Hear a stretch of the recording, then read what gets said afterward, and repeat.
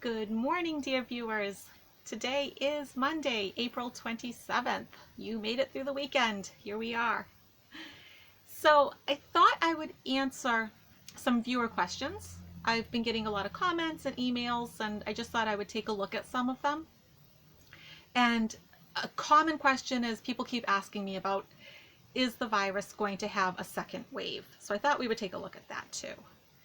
So one of the questions I keep getting asked about is, what do I mean about the awakening and the shift that's happening right now on the planet?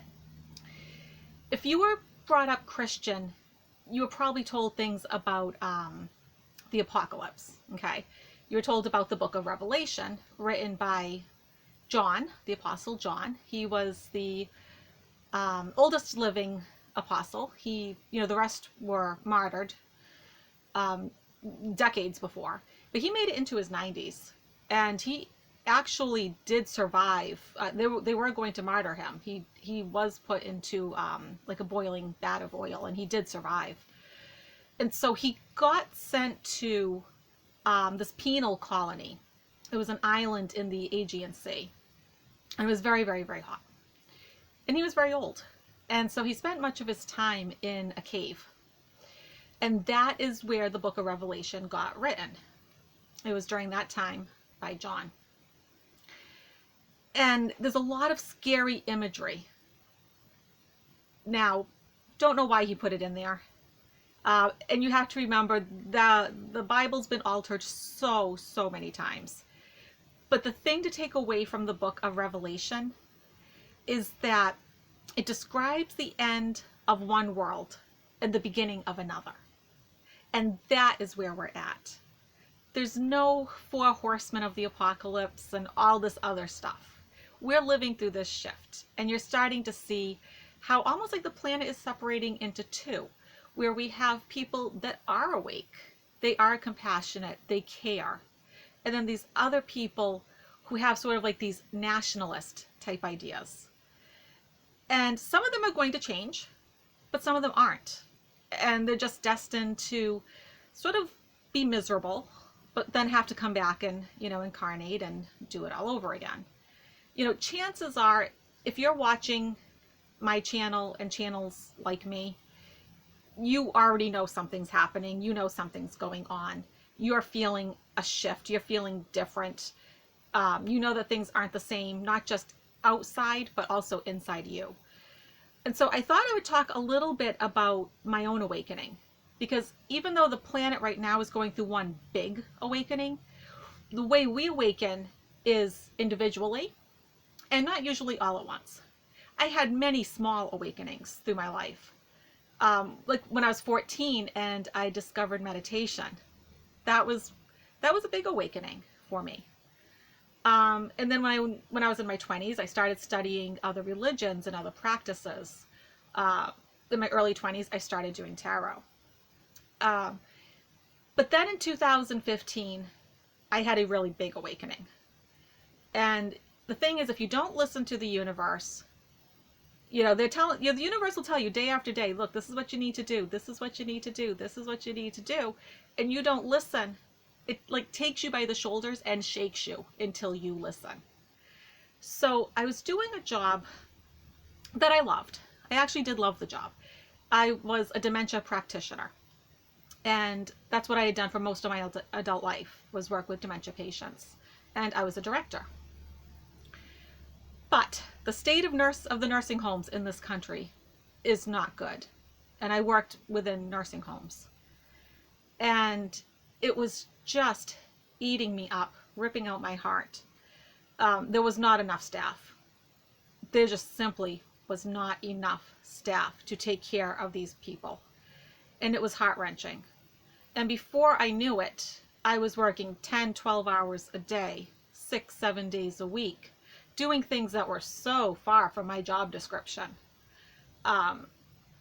Sometimes I ended up running the food trucks in the kitchen because there was nobody to bring the evening meal to the residents.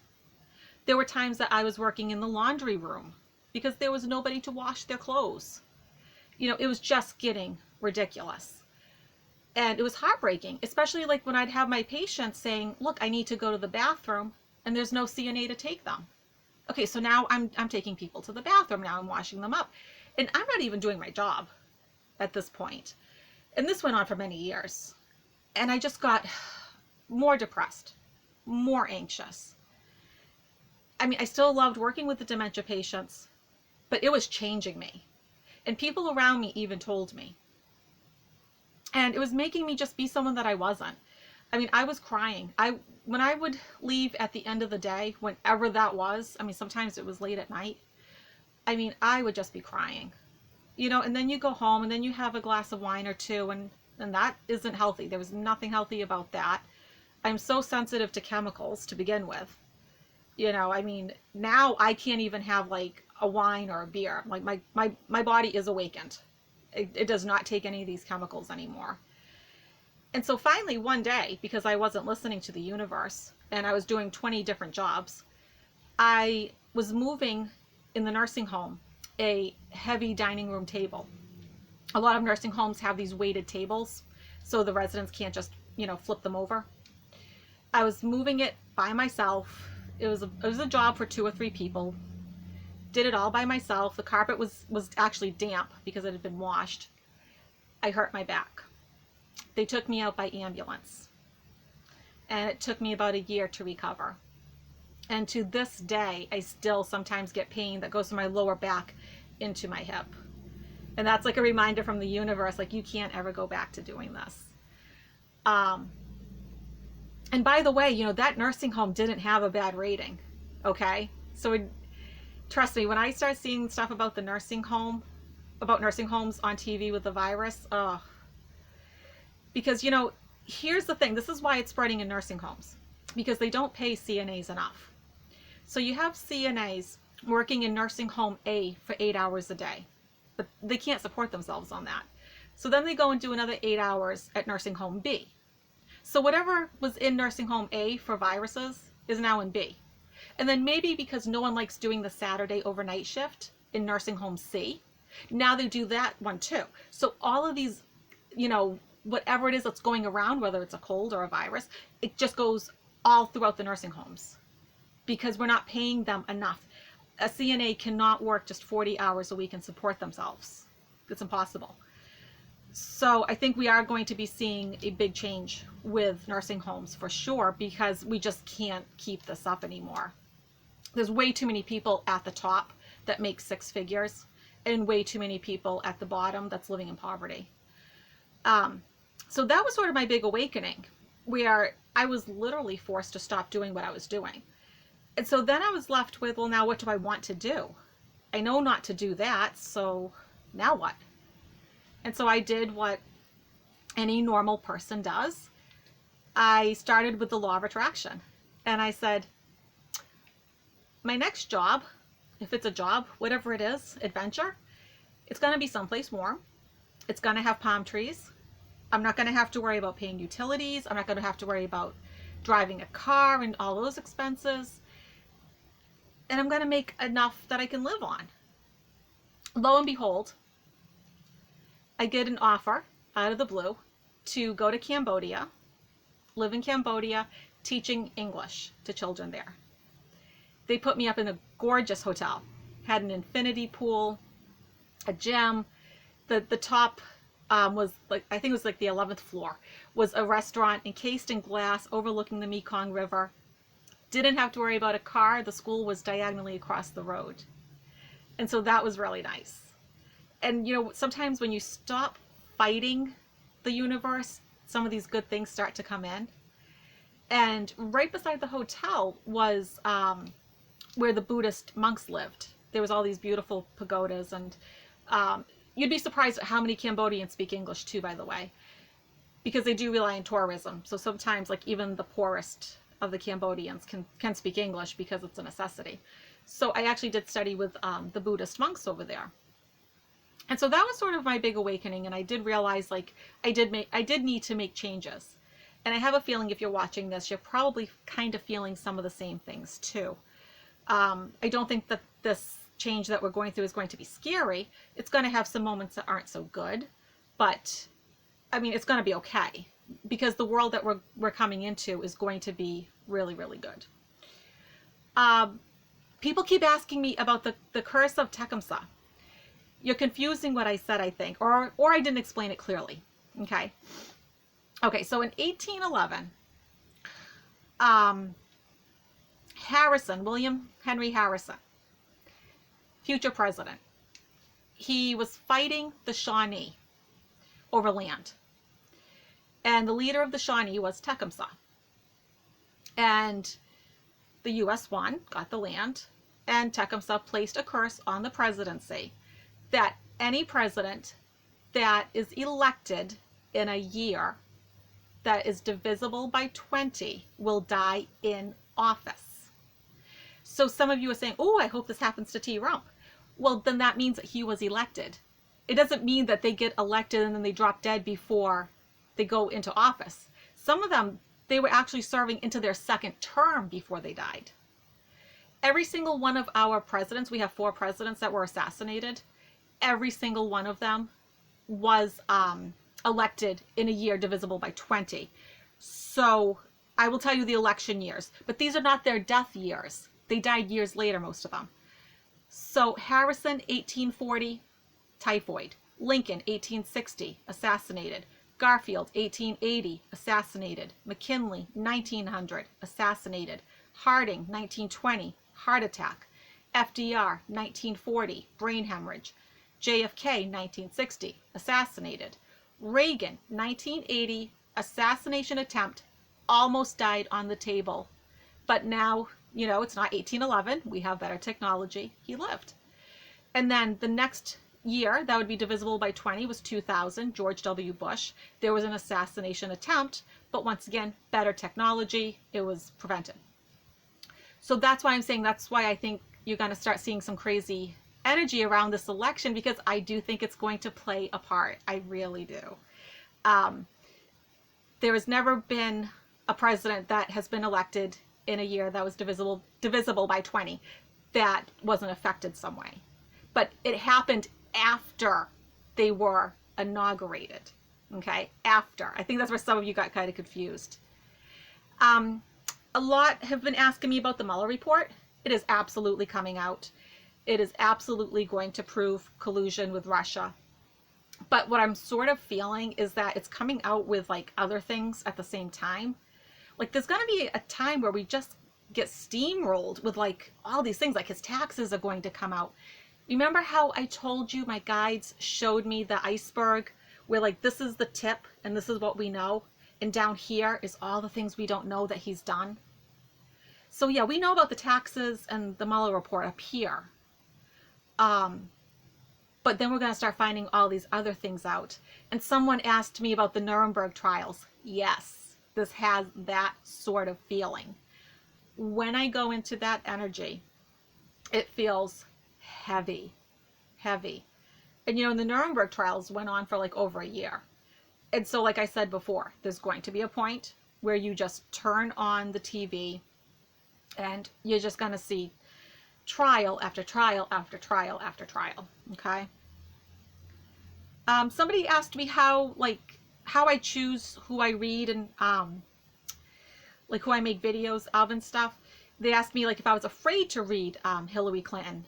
No, I actually stopped reading her once I realized she was not going to be anybody's vice presidential pick.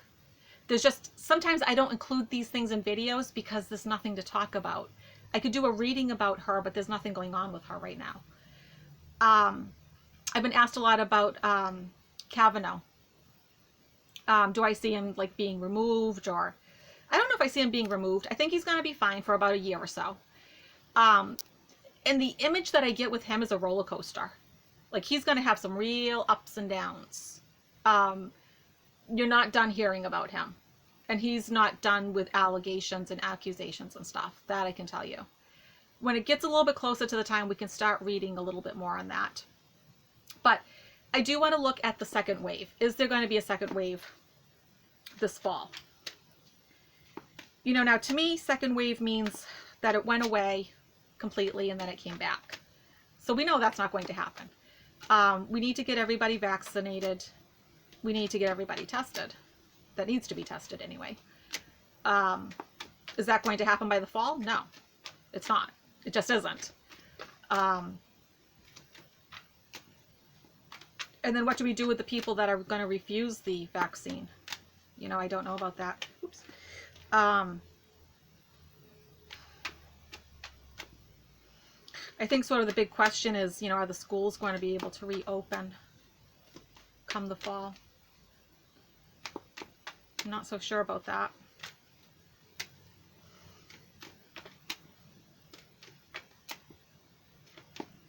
I do think that this is going to go on for quite a while. Okay. Okay.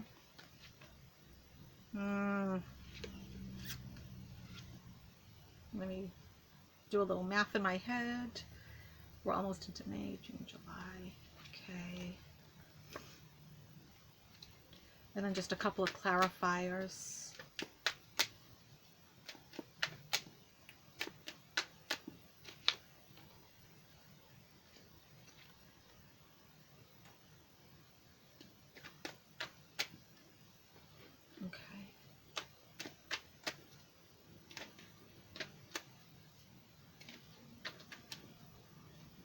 All right, so I am seeing a mix of good and bad.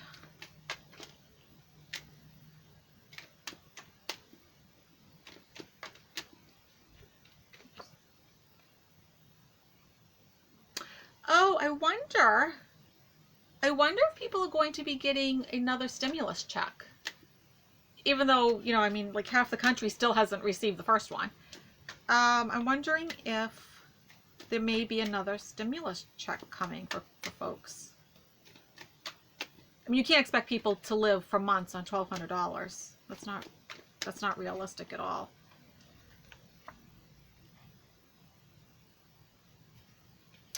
Okay, so what I'm getting here is there's going to be a drastic change with money, which I think, first of all, it's going to push people to get the vaccine. It's going to push, you know, to get people tested. But I'm also getting a feeling that maybe there might be a stimulus check coming. And this is like the burden and oppression that everyone's just feeling because of this virus. So the next 3 months, so I'm looking like May, June, July. You know, I mean, 10 swords in the back, obviously not good, right? You know, the world is definitely watching, but however, I think, you know, we're going to be going from one phase into the next, but I think the next 3 months are going to be the toughest. So May, June, July is going to be the toughest. I do think we're going to be finding out about some of the things that Trump has done. Okay, this is the card of lies and deception, you know, which would be kind of strange to get when you're talking about a virus and how it's affecting America. But we know that he did some unsavory things to try to make a buck off of this virus. So, you know, and in so many ways, America's just going it alone.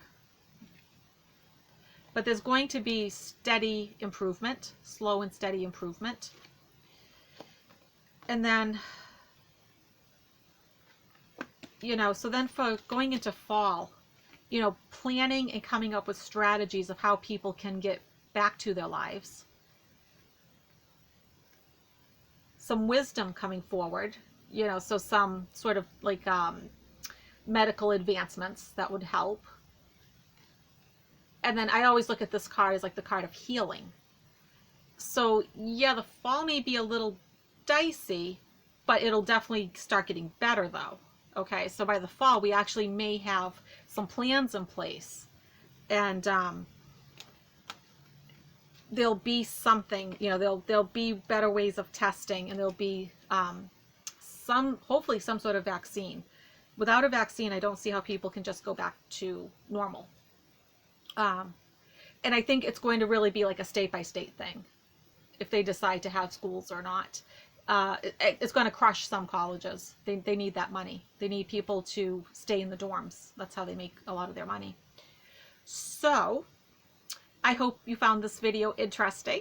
I thank you for tuning in. The last video I made a couple of days ago, I said I got 1,000 viewers, which I was just amazed. And now I'm up to like 2,000 subscribers, that is. And I've gotten something like almost 30,000 views, which I just cannot even believe. My mind is blown. My readings are really filling up fast. I have people already scheduling into July. So I am trying to open up some more times throughout the day. I don't want to do too many in a day, but I'm trying to open up some more times to accommodate folks. And thank you again to everybody that's donated to this channel. I really appreciate it. So, you know, please hit the like button, share if you feel inclined, and if you haven't subscribed, please subscribe and hit the little bell so you get notified when I make a new video. And until I see you again, take care and stay healthy. Okay? Bye.